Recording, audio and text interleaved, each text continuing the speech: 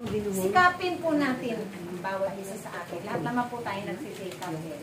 Kaya bahala na si Lord sa ating mga pagpapagal na yan dahil tayo ay mananatiling nakakapit sa Kanya. Pa sa kapit ko. Kasi wala na. Saan pa ba tayo pupunta po ngayon? Tayong mga nasa edad na. Ako, ayoko na rin maglabandera. Magtinda. Ay, ang sarap kaya. Ipangalakal si Lord.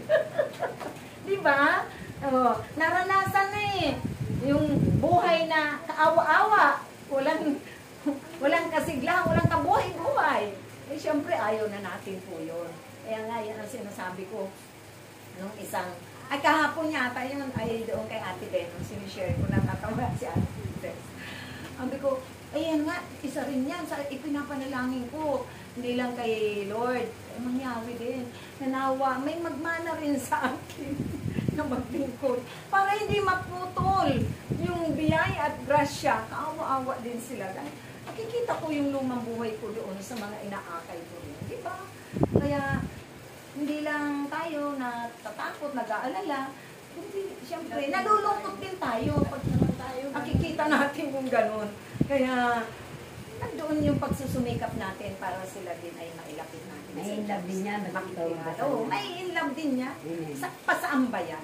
Hindi naman titigil ang mga kapatiran na ipanalangin ang bawat pamilya. Amen? So, malakas na palakpak sa ating Diyos sa tayo. Ganun kasarap talaga ang maglingkod sa Diyos. At tunay na yung pangalawa nga, multiplication.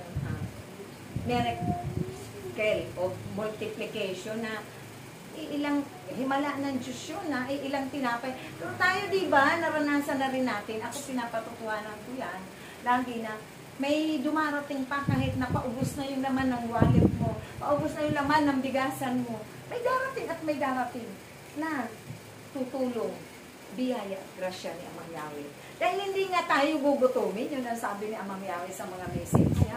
Kayo ay hindi ko pababayaan, hindi ko kayo iiwan, nang ganun-ganun lang kayo. O di ba po, eh siya ang ating tatay, eh may tatay ba na nagpapabaya maliban na lang yung tatay na makalaman?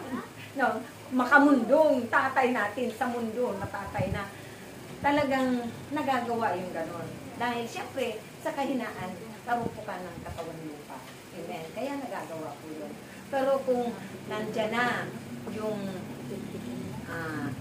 paghahari ng Diyos, hindi na magagawa yun. Nariyan, talagang mas ang malasakit, mas hindi lang triple, ganun katindi, tulad ng pagmamalasakit ni Amang Yahweh sa bawat isa sa atin.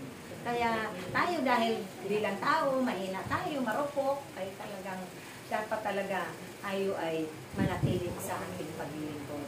Para maranasan din natin yung hindi lang makapagpagaling, makapaglingkod, makapagbigay, maging bukas palad sa kapwa, yung mga himala ng Diyos sa ating Panginoon.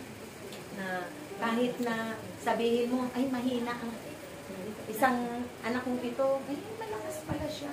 Dahil palalakas din siya ng Diyos sa anumang aspeto ng kanyang buhay. Dahil ipinapanalangin ko natin. Katulad ng pagpakain ng ating Panginoon sa napakaraming tao. Ilang tinapay lang.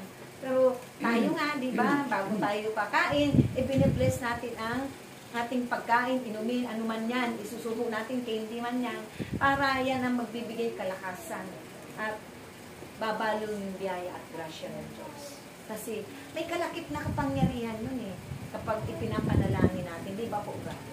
Dahil naroon yung presensya at inaangkin natin na hindi mawawala ang presensya ng Diyos, ang himala niya sa mga ganong sitwasyon na nagkakasya. Kahit kunti man niyang pagkain na yan, napagkakasya. Munti man yung handa mo yan, katulad ng may mga prayer meeting, may mga handaan ng birthday, kapag yan ipinapanalangin, talagang minsan sobra-sobra pa na. Diba? Kasi andun yung himala ng Diyos. Kaya sa pagpakain ng ating Panginoon ng libu-libong tao, eh nagtaka ang mga alagad. Bakit naganap ng mga bagay na ito? Eh siyempre, si Lord pa. Hindi naman siya, lagi siyang papakinggan ni Amang Yahweh. Dahil ipinapanalangin niya yung mga bagay para nang sa ganun. Hindi lamang mabusog, maging kalakasan, kasiglahan ng ating pangangatawan, maging magti-triple yung biyaya na hindi lang triple, dumami yung